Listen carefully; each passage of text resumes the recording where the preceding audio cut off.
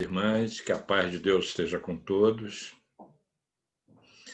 Hoje nós vamos navegar juntos nas águas límpidas da doutrina espírita e compreender como é que a espiritualidade maior trabalha no âmbito das famílias, na sua atuação salutar, terapêutica, dentro do âmbito de uma bem-aventurança.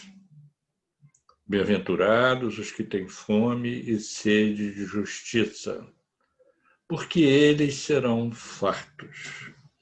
Como disse Mateus, como escreveu Mateus, a frase de Jesus, no capítulo 5, no versículo 6, né? Nós podemos dizer que compreender a passagem de Jesus na prática, na vida, na relação espiritual, como é que se processa essa justiça, como é que a espiritualidade atua em nome da misericórdia, mas sem faltar com a justiça, esse é um aspecto importante. Precisamos compreender o que é a reparação, o que é falta. Vocês sabem que na Bíblia, no Novo Testamento, a palavra justiça tem 3 aspectos, pelo menos. O aspecto legal, o aspecto moral e o aspecto social. Só que nós, da doutrina espírita, vamos colocar um 4º aspecto, que é o fundamental, que é a justiça divina. Então, vocês vão ver a função ética, a atuação da espiritualidade agindo, respeitando o livre-arbítrio. Nós vamos ver alguns casos que o André Luiz narra, mas antes vamos fazer aqui uma fundamentação para que a gente possa compreender como é que funciona a justiça, como é que funciona essa relação do homem infrator diante da necessidade dessa reparação. No Evangelho segundo o Espiritismo, no capítulo 8, no item 10, temos a frase que nos diz assim: o objetivo da religião é conduzir o homem a Deus. Ora, o homem não chega a Deus senão quando está no nível da perfeição. No item 303 do Livro dos Médiuns, nós temos lá Kardec afirmando que a finalidade da doutrina espírita é a melhoria moral da humanidade. Então, nós estamos vendo como casa, como se casa. Agora, nós temos nossos caprichos, as nossas parcialidades. A parcialidade, o capricho, quando a gente não consegue penetrar a lei de Deus, a gente então fica dentro de um âmbito de aflição, quando sofre as consequências dos atos. É por isso que tem uma bem-aventurança dos aflitos, está lá no capítulo 5º, lá no item 5 do Evangelho também, nós podemos observar que as bem-aventuranças, elas são um bálsamo de convite, de feliz é aquele que pode estar compreendendo o processo da justiça, mesmo em sofrimento, né? A lei humana, ela atinge certas faltas e pune as faltas. Nós sabemos disso. Então, a gente sabe que a lei não atinge tudo. Tem coisa que não é abordada, principalmente quando o que ela faz um mal para si mesmo, por exemplo, né? Mas a lei de Deus não é assim, não. O homem, perante a lei de Deus, é sempre responsável para resgatar as suas faltas, as faltas que ele cometeu contra si, contra o próximo, contra as coisas, a sociedade, a natureza. Então, os sofrimentos que nós passamos são decorrentes daqueles modos estranhos à lei de Deus. E vê, então, o sofrimento como uma advertência.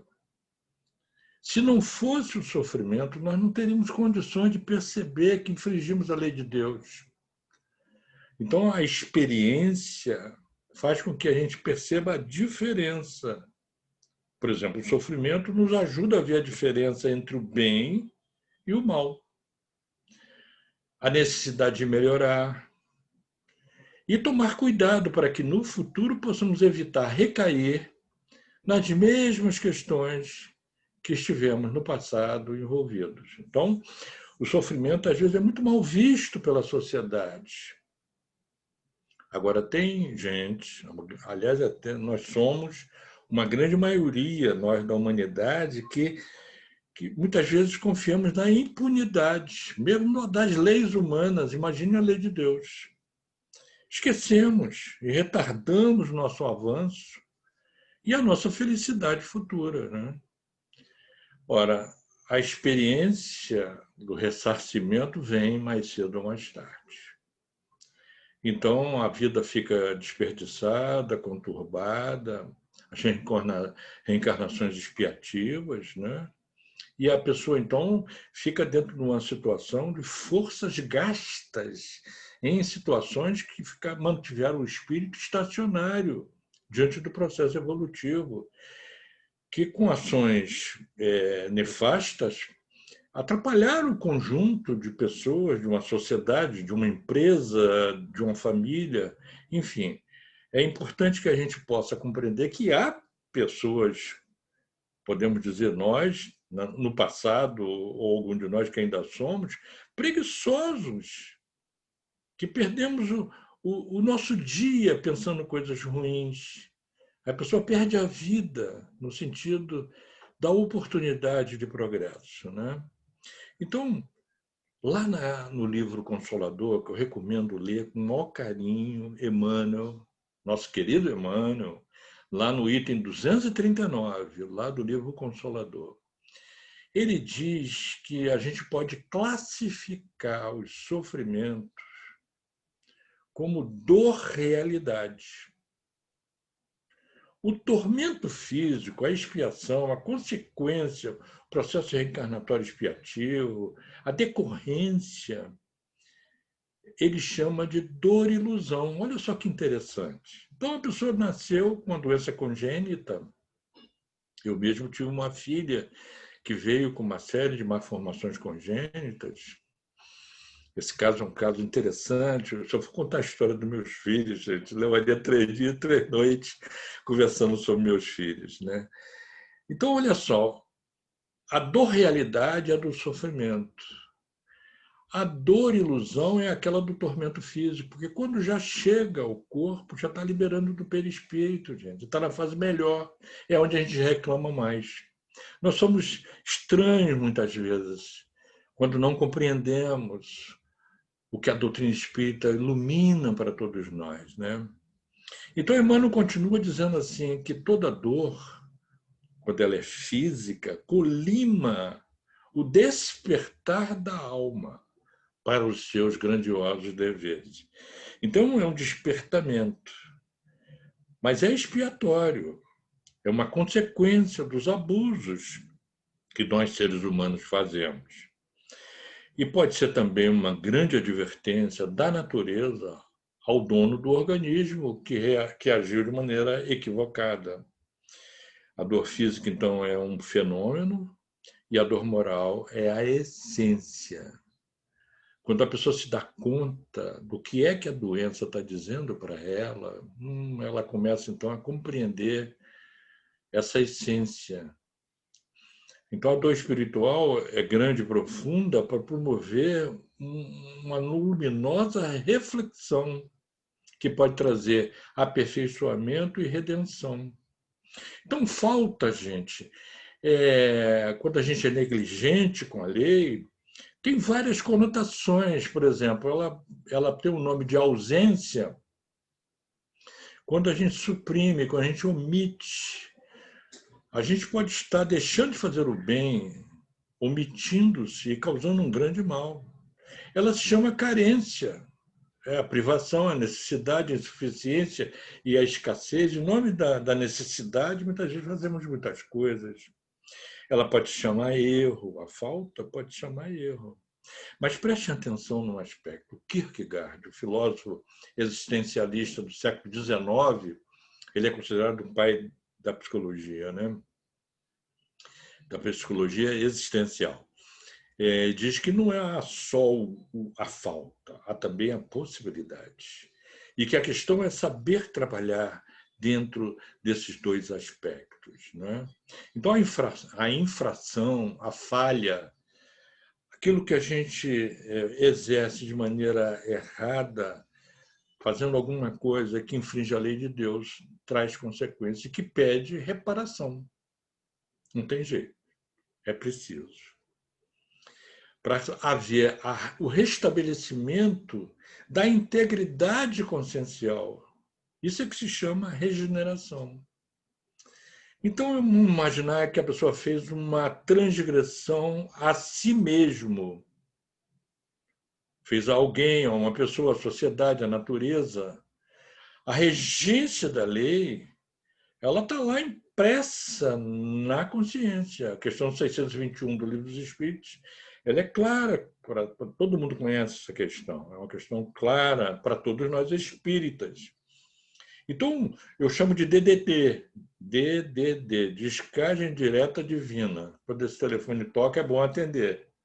Mas nem todos se dão conta disso, nem todos têm essa luz que a doutrina espírita abre para todos nós. Às vezes toca a consciência, mas a pessoa não atende o telefone, infringe a lei e continua repetindo sem perceber que está cometendo um delito, estacionando na sociedade. Kardec vai nessa questão 621, lá no subitem A, e faz uma pergunta interessante. Depois que os espíritos respondem que é a consciência, o conceito de consciência é o registro da lei de Deus em nós, seres e no universo, né? Ele pergunta, mas se o homem traz na consciência a lei de Deus, qual era a necessidade, então, de ser revelada através da terceira revelação da lei de Deus, que é a doutrina espírita, por exemplo? É uma boa pergunta de Kardec. E os Espíritos respondem que o homem esqueceu e desprezou a lei. Então, quis Deus que ela fosse lembrada. Então, telefone de Deus é lembrança, não é? Ora, nós sabemos que quem quiser ler com mais acurado interesse, quiser se aprofundar, vejam lá no Livro dos Espíritos, nas questões 990 até a questão 1002, tem tudo sobre penas e gozos futuros, tem todo um plano ali de informações sobre essas questões referentes às expiações e os arrependimentos. Mas lá em Céu e Inferno, gente, naquela parte do capítulo 7º, que é o Código Penal da Vida Futura, ali é de arrepiar os cordões de sapato, gente. Tem questão que arrepia os cordões de sapato. Essa é uma delas. Lá no Céu e Inferno. Vejam lá, são 33 códigos da regeneração, que vai ser a regência da regeneração. Mas no item 16º, no 16, nós temos lá que arrependimento, expiação e reparação constitui as 3 condições necessárias para que o indivíduo, o ser espiritual, encarnado ou desencarnado, possa apagar os traços de uma falta e as suas consequências. A questão 132 do Livro dos Espíritos nos fala que é preciso encarnar, passar pelas provas, expiações para alcançar a perfeição e fazer a sua parte no contexto geral. Então, nós já sabemos que no nosso nível nós precisamos reencarnar. A reencarnação é importante. Então, nós vimos aí que arrependimento é importante, expiação e reparação. Se não houver fastio do mal, se não houver arrependimento, gente, não adianta. Tem mais 2 itens que eu queria lembrar lá do Código Penal da Vida Futura que são importantes a gente ficar com eles na nossa memória. Primeiro é o item 1, que fala do espírito, da alma, que ela sofre, ela vive, ela experimenta. Mas tem um 33, o último, que também dá informações interessantes, que todo sofrimento está vinculado à imperfeição. Nós somos espíritos imperfeitos. Então, somos sujeitos a tudo isso. Compreendendo que é a perfeição da lei que está ajudando a todos nós a corrigir aquilo que fizemos, ou nesta ou na outra encarnação. E o modus faciendi, o modo que a espiritualidade age para nos ajudar em nome da misericórdia divina é uma coisa extraordinária. Porque nós pedimos socorro, a gente não aguenta aquilo que nós mesmos fizemos. E quando a gente diz assim, eu não lembrei da vida passada, não me lembro da vida passada, eu não lembro o dado cognitivo, qual era o meu nome, o nome da cidade, o nome das pessoas que conviviam comigo. Isso a gente não lembra, mas o fato emocional é só você observar aquele grande amor que aproxima-se da sua vida, grande amor de vida passada, o coração bate. Olha aí, o mar que invade a praia da gente. Agora vale também para o inimigo, para o adversário, aquela coisa mal resolvida. Quando a gente reencontra nessa vida, bate aquela repulsa, e a gente não entende bem por quê. Então, falar em memória, em termos de espírito, tem que ler lá no Leon Denis, no Ser do Destino da Dor, fazer um estudo lá para compreender isso, né? Então, faltas são questões que nós infringimos a lei. Ora, se eu pego um fio desencapado da companhia de eletricidade, eu tomo um choque, gente.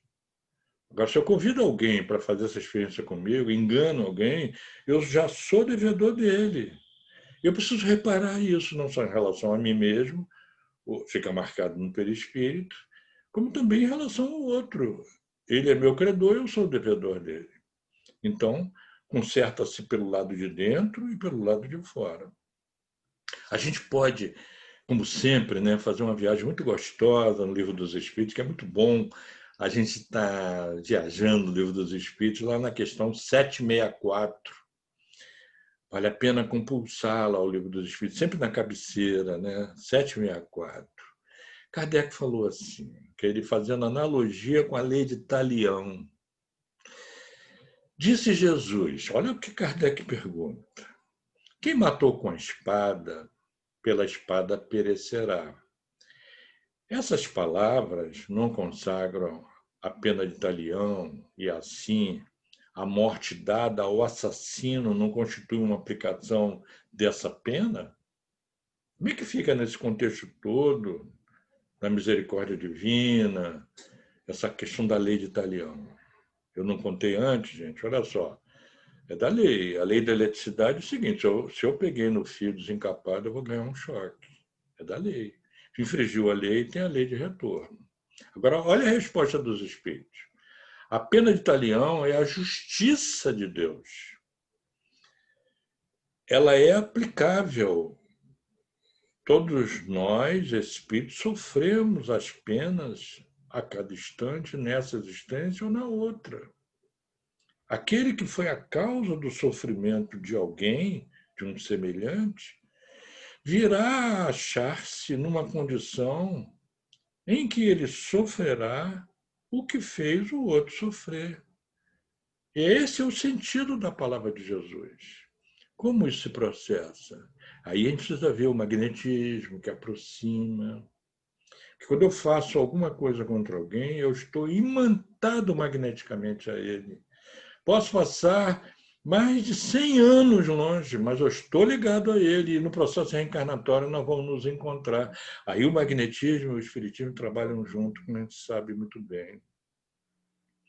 Mas foi lá Simão Pedro, na sua epístola, que disse assim, o amor, na primeira epístola de Pedro, lá no capítulo 4, versículo 8, ele diz assim, o amor cobre a multidão de pecados. Porque tem aí a misericórdia para nos ajudar, porque não é o sofrimento tão só. Vocês viram que tem uma tríade, é arrependimento e no final tem a reparação. Mas é preciso passar pela expiação, para se compensar pela sua própria consciência e corrigir do lado de fora. Jesus disse para Simão Pedro, lembra aquela passagem, Pedro cortou a orelha do soldado? Pedro, guarda a tua espada, porque todo aquele que matar com a espada perecerá sob a espada. E foi e recolocou a orelha do homem, curou o homem, para liberar o Pedro dessa situação. Eu nem sei porque que Pedro estava tão armado, né? Uma hora como aquela, foi logo depois daquela hora que Jesus foi para o horto orar, quando veio Judas para dar aquele beijo da traição, etc. Então, é importante a gente compreender que nós passamos, então, pelas nossas situações difíceis no país, na Terra, no planeta Terra, na família. As questões individuais estão todas dentro de um contexto. Agora, muitos passam por provas, passam por experiências duras para apressar a evolução. Nem sempre é decorrente de uma falta anterior. Temos que tomar cuidado com isso também. Às vezes vem e aquilo ajuda o espírito a progredir mais rapidamente. Não é? Então, vamos relembrar uma passagem, deve estar esquecida de muita gente, mas ficou registrada aí nos jornais, aquele incêndio que ocorreu num circo chamado Circo Norte-Americano, numa cidade de Niterói, depois da Baía de Guanabara, aqui bem próximo de onde a gente mora, no Rio de Janeiro. Humberto de Campos, no livro Crônicas de Além Túmulo, ele conta que quem morreu lá, os animais estavam lá presentes, né? Teve uma coisa horrorosa, morreu muita gente, desencarnou muita gente. Um homem bêbado ateou fogo à lona do circo, né? Que no ano 177 da nossa era, eles colocaram 1.000 crianças e mulheres cristãs para morrerem queimadas numa arena, num circo, lá nas Gálias, região da França, na época do Império Romano. Ressarciram aqui, mediante uma expiação. Olha quanto tempo. Elias, por exemplo, aquele exemplo de Elias, do Velho Testamento, Elias demonstrou que, sendo um profeta, ele orou, pediu ajuda, veio um raio do céu, houve uma demonstração pública do poder, mas os sacerdotes de Baal estavam presentes no meio judaico. Vocês sabem que a ideia do Deus único já estava ali bem firmada, com uma solidificação da base para que Jesus viesse trazer o amor. Então, a primeira revelação da lei de Deus estava ali, mas Jezabel, a esposa do rei, ela permitiu que o sacerdote de Baal penetrasse e fizesse cultos. Só para vocês terem uma ideia das absurdidades, o primeiro filho tinha que ser sacrificado para aplacar a ira dos deuses. Imagine uma mãe permitir que seu filho seja sacrificado. Uma mãe judia, vocês conhecem bem como é que é mãe judia. Aquilo chocou a sociedade. Então, João Batista, que é a reencarnação de Elias, passa por uma degola, não é isso? Não é isso que a gente sabe? E ele é a reencarnação de Elias. E o que Elias tinha feito lá? Degolou o sacerdote de Baal. Precisava?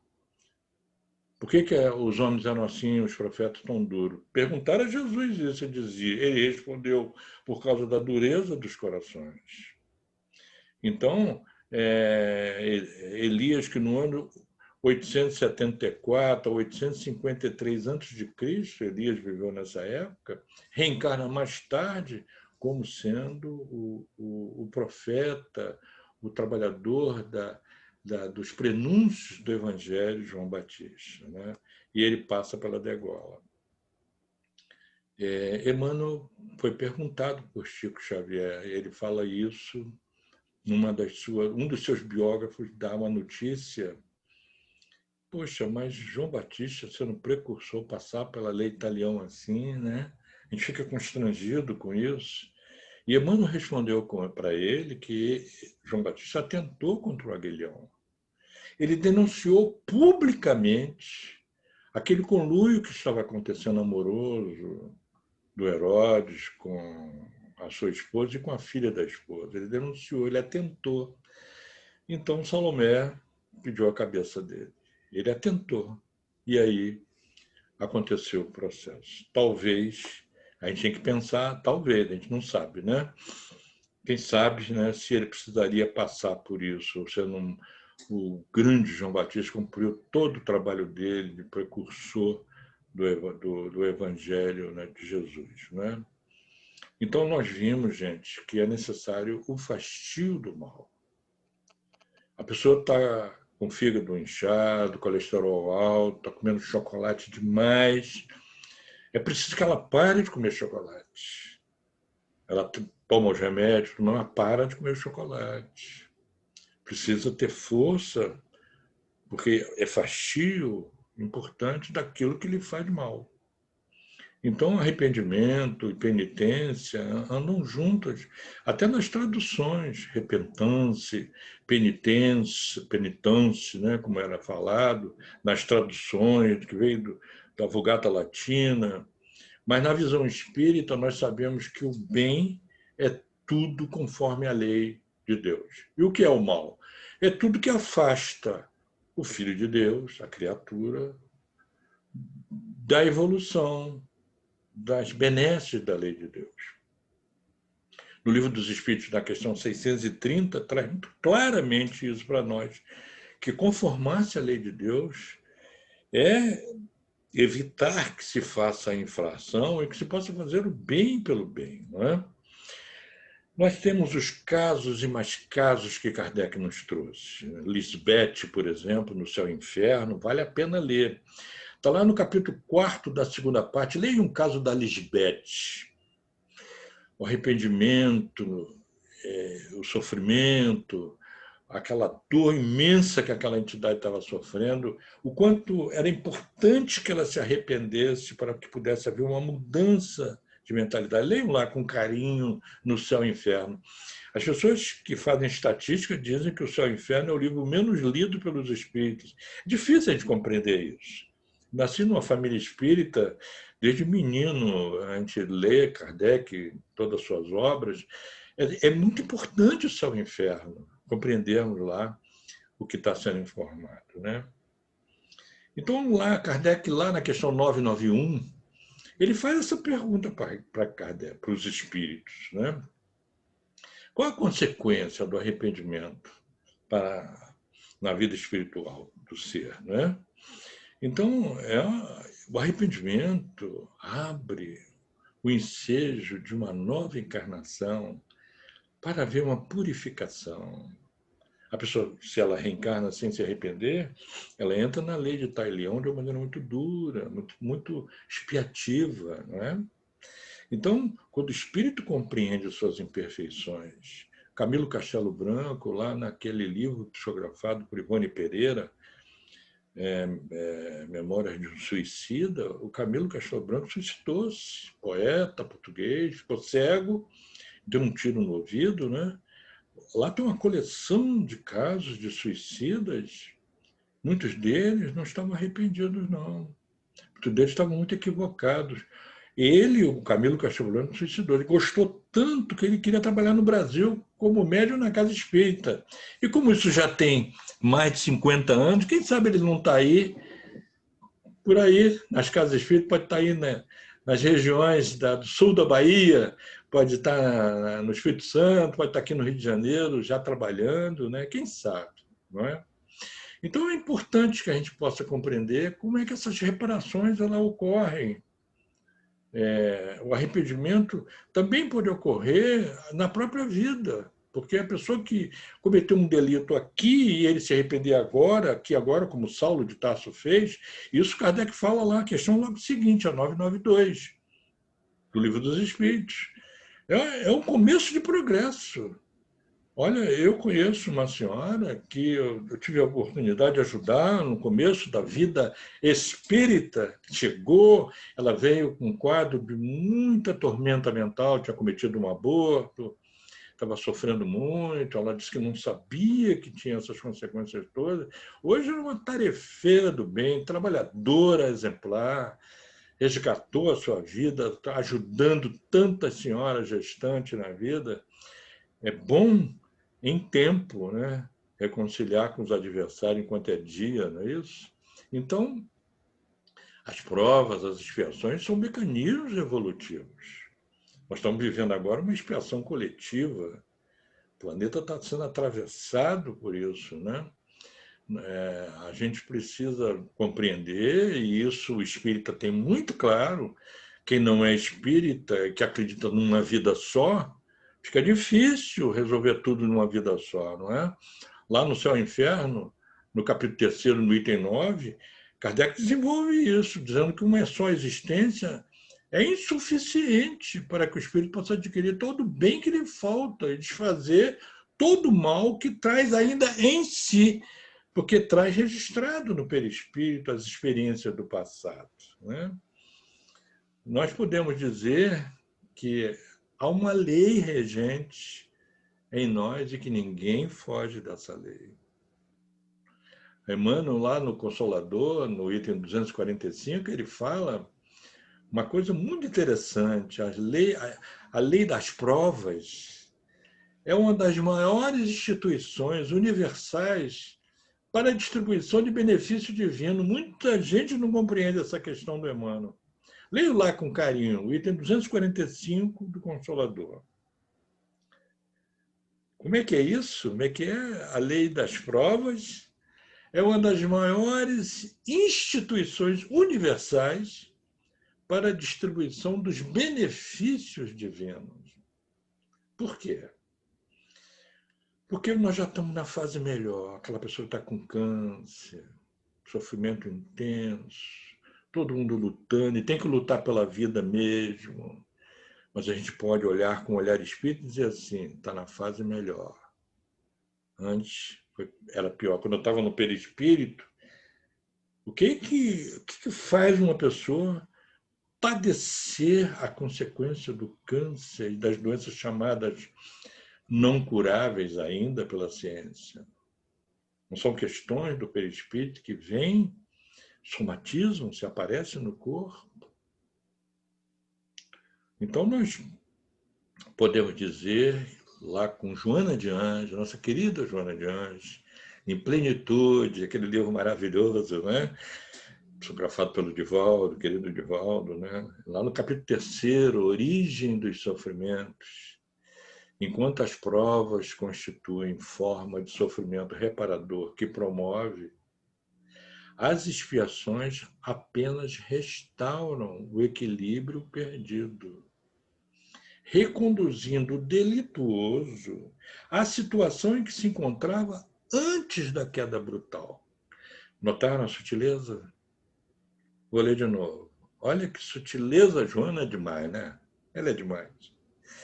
Enquanto as provações estão passando pelas provas, pelas experimentações, aquilo que você sabe que é o bem, você leu o capítulo 3º da Gênesis, o bem e o mal, você está sendo colocado em prova. Isso daí é reparador, isso ajuda a fortalecer o bem, beleza. Mas a expiação recompõe a pessoa ao ponto antes do delito. É uma situação em que a pessoa é reconduzida para o equilíbrio anterior ao delito. Muito sutil isso, hein? E é importante esse olhar espírita que Joana de Anjos nos traz.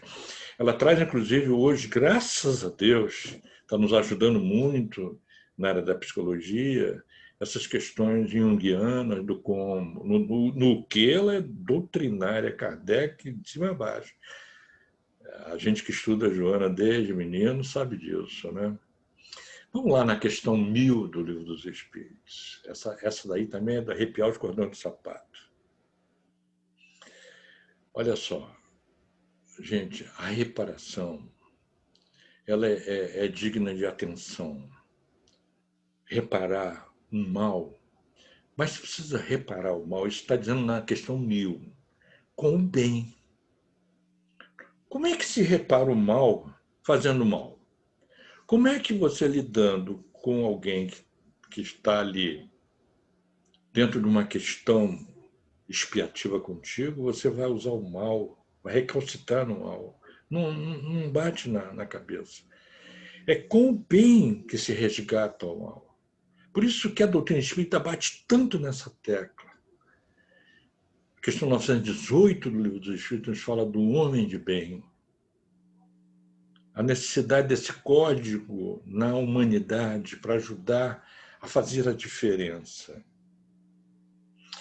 Então, Joana nos fala, e Divaldo inspirou ele, ela foi inspirada a Joana inspirou Divaldo, né? Lá no Caminho da Redenção, no dia 3 de janeiro de 2016, ela falou uma frase, e numa entrevista ele contou isso que Joana falou, para a gente resguardar a nossa consciência dos remorsos. E chegou a falar uma frase junguiana: mantém-te criança. O que eu quero dizer é o seguinte, estou reforçando esse ato seguinte: olha, arrependimento é bom para nós, mas remorso não. Não deixe o remorso instaurar. Esse lugar da vitimação, dá o chicote para o obsessor de te açoitar. Cuidado, remorso no nosso nível não é bom. É abertura para a obsessão. Me punam, cuidado.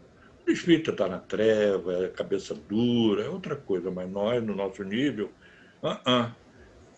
remorso não. Arrependimento, sim. Nós já vimos isso. Então, é claro que não vai dar para ver tudo, mas eu vou tentar aqui mostrar, lá no livro Ação e Reação, como é que a espiritualidade, André Luiz descreve a ética, o respeito ao livre-arbítrio daquele que está passando por processos expiativos, provacionais, mas eles trabalham em nome da misericórdia divina, essa arte de ajudar. Nós que somos pais, precisamos adquirir essa arte maior de ajudar os nossos filhos que passam por expiações duras, provações duras. A gente não pode entrar dentro deles e fazer por ele, não pode trazer para dentro das nossas costas. Cada um precisa passar pela sua situação, a gente ajuda, assim como a espiritualidade nos ajuda. Então, nós temos a dívida agravada, caso de dívida agravada, do capítulo 12 de Ação e Reação. Débito estacionário, no capítulo 13. Resgate interrompido, no capítulo 14. E o débito aliviado, olha aí, um débito aliviado, que está no 16, do livro Ação e Reação. E os resgates coletivos que são abordados por André Luiz no capítulo 18. É claro, não vai dar para a gente conversar sobre todos, vou tentar dar uma passada, convidando os companheiros a debruçarem nessa obra magnífica, Ação e Reação. A partir do capítulo 12 até o 18, fala dessa ação da misericórdia divina através da espiritualidade nas famílias, dentro da lei de justiça e de amor. Então, vamos lá. No capítulo 12, então, no débito agravado, o que aconteceu? André Luiz estava na espiritualidade, surge uma mãe desesperada. Mãe desesperada no plano espiritual, o que é isso? A sua filha encarnada ia fazer uma besteira. A Marina ia fazer uma besteira. Está começando a elaborar pensamento de suicídio. A mãe captou, a mãe desencarnada, foi à espiritualidade e falou: olha, minha filha está querendo agravar o débito com pensamento de suicídio. Ela que já estava mergulhada num quadro expiativo muito duro. Então os instrutores falaram: vamos lá, vamos ver. Eu sou mãe, ela disse, por favor, eu sou mãe. Eu não quero ver minha filha agravando a sua situação. Então, quando André Luiz chega lá, junto daquela senhora, ela estava agoniada, exausta. Havia uma menina de 3 anos de idade, choramingando, inquieta, infeliz. A gente vê uma criança assim, mas é um espírito reencarnado, gente. E ela beijava essa pequena, mostrando que estava numa angústia enorme, se despedindo da menina porque ela queria se matar.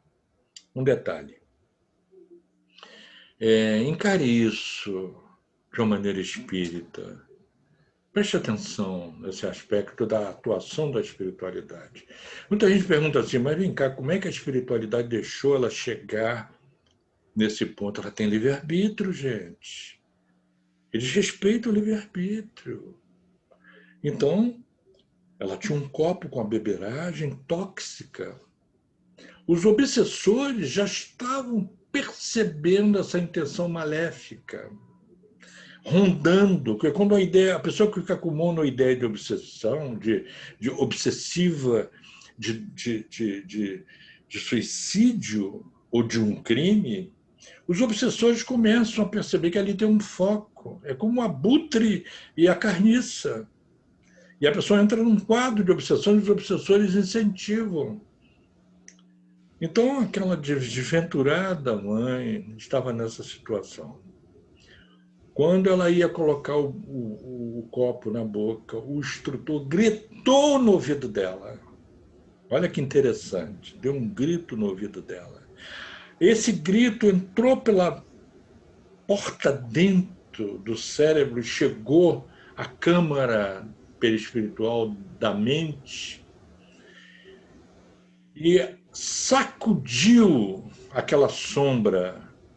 E ela, de repente, teve um pensamento que parecia um raio que tinha passado pela vida dela. Como pode pensar em morte sem a luz da oração? Aquilo entrou de chofre, mas olha só, ela poderia não ter ligado a mínima para isso e tomado o veneno e desencarnado. Poderia. Mas aquilo ganhou acústica na alma. Ela então ficou com os olhos esbugalhados, parou, deixou o copo de lado e começou a refletir. Ficou indecisa. Olha, gente, decisão, ó, uma cisão. Ela ficou indecisa. Nesse momento, não mais a preocupação, já não estava mais naquele campo de tomar o veneno. É a luz. Como fazer sem a luz? Como é que eu vou abandonar minha filha? Ele começou a jogar pensamentos. Dominada pelos novos pensamentos, ele incentivou mais outros pensamentos, fez uma corrente de pensamentos positivos. Sensacional. A gente tem vontade de bater palma nessa hora. Porque ele jogou a isca, ela engoliu a isca e veio, graças a Deus. A gente sentiu alívio nessa hora. Então ela colocou... E ele então mexeu no córtex, a partir do momento em que ela desistiu, e a mão bateu e o copo caiu no chão. E ela então entendeu. Isso é algum aviso para mim. Olha aí, e ele é um aviso, ideias positivas. Nessa hora, ela evitou que o débito se agravasse. Olha só que coisa interessante. Então, como é que a lei de justiça funciona? Ela tinha uma filha com problema. Essa senhora veio da mansão. A mansão que eles chamam é a casa espiritual de onde eles vieram. Tem um passado nessa história. Essa dívida agravada começou na erraticidade, mas tinha vida anterior, tem coisas anteriores. Então, é importante que a gente possa compreender que ela estava dentro dessa conjuntura com uma história. Ninguém tem uma filha assim, vive uma vida tão atormentada. Essa menina, essa senhora, essa jovem senhora, ela foi auxiliada. No século passado, ela se interpôs entre existia um casal, recém-casado, e ela entrou com deplorável leviandade, desfez o casamento. E ele trouxe padecimentos, e essa moça que perdeu o marido lá, acabou tomando veneno, suicidando-se. E ele também aceitou essa incursão. Os dois foram corresponsáveis. Quem é essa criança aí com problema? Não é a suicida? Cadê o marido dela? Ela se desesperou, estava querendo tomar o veneno, porque o marido estava começando a aparecer a hanseníase no corpo, muita vaidade aparecendo no corpo. Isso é consequência de um passado de muita vaidade, homens bonitos, mulheres bonitas, que viram a cabeça das pessoas, atormentam, levam pessoas ao suicídio, ao desespero e aos crimes. não ouviram os amigos espirituais e tomaram atitudes dramáticas. Você pode dizer assim, mas ela não sabia que tudo isso podia acontecer, não é? Ela não sabia, bota esse não sabia entre aspas. Eles contam todo o trabalho de ajuda da espiritualidade, mas ela não ouviu. Dessa vez ela ouviu. E no plano espiritual vai ver todo um trabalho de resgate na treva, de preparação do processo reencarnatório para recomeçar a história e ter uma evolução. Olha, nós mesmos que somos espíritas, queridos irmãos, queridas irmãs, nós somos espíritas que estamos trabalhando intensamente nos atendimentos fraternos, no trabalho de esclarecimento dos espíritos, termos compaixão. Aquela pessoa que chega lá na sua casa espírita pode ter um enredo de 2, 3 encarnações. Atenda com carinho, com amor, porque tem uma espiritualidade trabalhando aí. E ela, então, voltando a si, o amigo espiritual aplica um passe, ela adormece e ela é retirada do corpo. Porque o corpo adormece ali ao lado da filha. E a mãe, então, vem e dá um abraço. Ela chora muito. E a mãe, então, incentiva. Quando ela volta, o corpo já está renovado. Ela vê a filha e ela lembra que ela quase se suicidou. Ela beija a filha e falou, graças a Deus, em voz alta. Aí a mãe ficou mais relaxada. O instrutor e André Luiz falaram, graças a Deus. Quando alguém diz graças a Deus, é graças a Deus mesmo, não é? Então, nós temos aí a intervenção da espiritualidade. Não houve burla da lei. Estão padecendo a expiação, o que deixou de ter o agravamento da expiação, que ia se agravar. Imaginem um processo como esse. Lá no capítulo 13 tem um débito estacionário.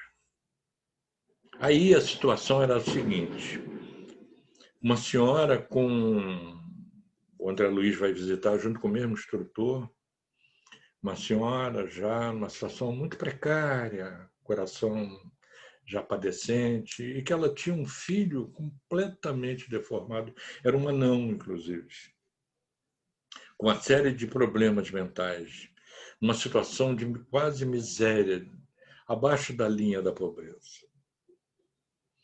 Chegando lá, naquele lugar humilde, simples, né? Aquela senhora não podia desencarnar. Ela não podia desencarnar. Porque se ela desencarna, ia atrapalhar todo o processo. Então, o instrutor aplica um passe na senhora, aplica água na moringa, estimula a glote para ela beber a água. A água entra adormecendo. Ela adormecendo, você sabe que quem dorme é o corpo, o espírito continua na vigília. Levam-na para a natureza de Deus. Os eucaliptos, as mangueiras são doadores de energia. Aí o André Luiz, todo entusiasmado, falou, então vamos atuar, o coração dela está muito frágil. Vocês sabem que o perispírito tem todos os órgãos, né? Aí o instrutor falou assim, André, você é novo nisso, André. Não é assim, não. Nós somos um pouco André, a gente quer resolver logo. Ele falou, não é assim, André. Para fazer esse trabalho, precisa ter muito amor, André. Eu vou pedir ajuda a quem sabe, a quem ama muito. E eles se concentram e vêm 5 entidades que André Luiz descreveu, que eram chamas de luz. Gente, vale a pena ler lá a descrição maravilhosa, que se corporificaram ali, porque o espírito, quando é muito superior, ele pode se mostrar como ele quiser. Como o doutor Bezerra de Menezes, pode se mostrar como ele desejar, tem um domínio sobre a forma perispiritual. Eles trazem uma porção da natureza. Não se fala tanto dos espíritos elementares, né? Eles trazem da natureza e botam aquele amálgama vibratório no coração perispiritual dela. E o perispírito absorve, o coração dela ganha uma vitalidade. Depois levam-na de volta para o corpo, e o corpo absorve aquela bênção. Ele falou, ela vai ganhar uma sobrevida aí de pelo menos uns 3 anos e vai dar a oportunidade do rapaz que está reencarnado poder cumprir a expiação dele. Aí conta a história do rapaz. Gente, vale a pena ler. Vale a pena ler. Ah, vale. Porque, olha, é impressionante quem era este rapaz e quem era essa senhora na encarnação anterior. Aí não arrepia os cordões do sapato, não. A gente fica até envergonhado, porque eu acho que nós também já andamos por lá, nos palácios de Portugal, né, gente? A gente andou por lá, essas coisas da França, não é?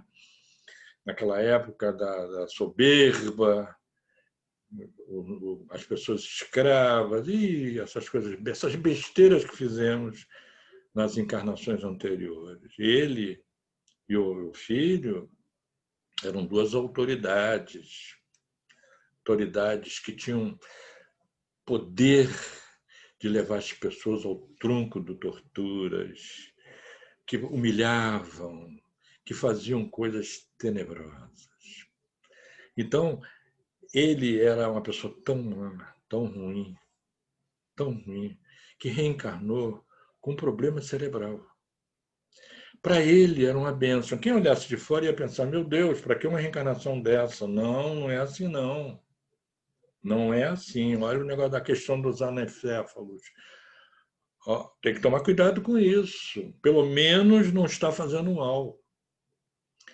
André Luiz fez uma incursão no cérebro espiritual, no perispírito, e ele ainda estava com pensamentos maquinando pensamentos de maldade, ali naquele corpo deformado. Por isso que era estacionária. Ele ainda não estava no arrependimento, gente. Apesar da expiação. Ela não, ela já estava melhorada. Tanto que ela experimentava a prova e ele estava na expiação. Porque ele não deixou chegar o arrependimento, que é a porta de entrada da reparação. Não é? Então, nós estamos vendo aí uma questão delicadíssima, né? Que a pessoa pode estar vindo por um processo reencarnatório dentro de uma situação de resgate e aquilo ficar estacionário. Só para poder a gente fechar, porque o tempo não vai dar para a gente falar tudo, mas se eu pudesse, passaria 3 dias, 3 noites conversando com vocês sobre a atuação da espiritualidade dentro da lei, mas com amor, que é o que nós precisamos aprender. Essa questão delicada, não é? No capítulo 14, só para a gente poder fechar nossa conversa, tem um resgate interrompido. Vale a pena a gente bater aí. O Ildeu era chefe de família. Ele, na encarnação anterior, era casado com uma mulher. Largou a família porque 2 meretrizes o arrastaram para as perdições da vida, na encarnação anterior. André descreve isso na década de 30, pensam no século XIX, 1800, lá vai fumaça. Ela ficou numa cidade pequena, casou-se de novo, e ele ficou lá na vida irregular, moralmente falando. Passado um tempo, ele volta para a cidade e encontra ela feliz num casamento. O que ele faz? Ele mata o homem. Porque ela negou a ele. Ele era violento, mulherengo. Ele mata. Essas pessoas que fazem parte desse enredo estão ali reencarnando. André Luiz vai visitar. A espiritualidade mantém o plantão na casa da senhora, porque essa senhora, que era o pivô de todo esse conflito, era a mais evoluída de todos. Ela tem 3 filhos, as 2 mulheres e o rapaz que era o marido, que foi assassinado, o filho muito agarrado com a mãe e as 2 filhas muito agarradas com o pai. Quem era o pai? Este, que matou e tudo mais. Então, você imagina o drama. Ele já tinha arranjado um amante e estava querendo largar a família. E pensou, nas madrugadas, em assassinar a esposa. Ia tentar fazer um subterfúgio de suicídio para poder, então, se sair bem dessa situação. Sair bem, entre aspas, né, gente? Que é uma saída horrorosa. É um resgate interrompido, né? Só que a espiritualidade foi avisada. Mantiveram um plantão, porque uma noite dessa, ele levantou com a arma para dar o tiro. Aí eles foram chamados pelo plantão, e aí o instrutor mostra no De Luís como é que ele faz para interromper, porque não fazia parte do quadro expiativo dela ser assassinada. Importante esse detalhe. Então, o instrutor dá sinal numa das moças, uma das meninas, ela grita, todo mundo acorda e ele com a arma na mão. A esposa pensou que ele estava querendo suicidar-se. E aí diz, não precisa suicidar, não. Ela já sabia que ele tinha um amante. Eu vou, vai embora, pode ir, não precisa se matar. E aí ele arranjou um álibi para sair de casa. Um resgate interrompido.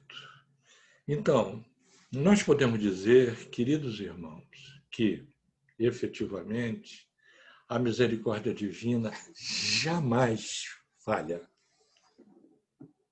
A misericórdia divina trabalha com amor. A lei de Deus jamais falha.